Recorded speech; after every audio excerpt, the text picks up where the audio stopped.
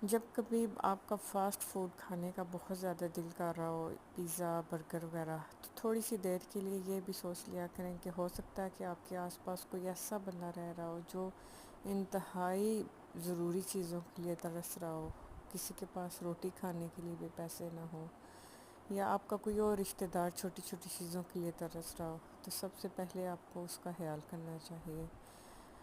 ये चीज़ें अय्याशी में आती हैं और इनके बगैर भी गुजारा हो सकता है।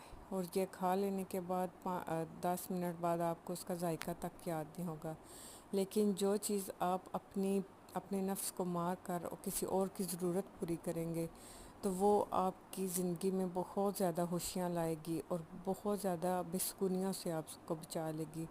तो प्लीज़ थोड़ा सा इस बात पे गौर किया करें। इस महंगाई के दौर में जहाँ लोग एक बुनियादी ज़रूरत के लिए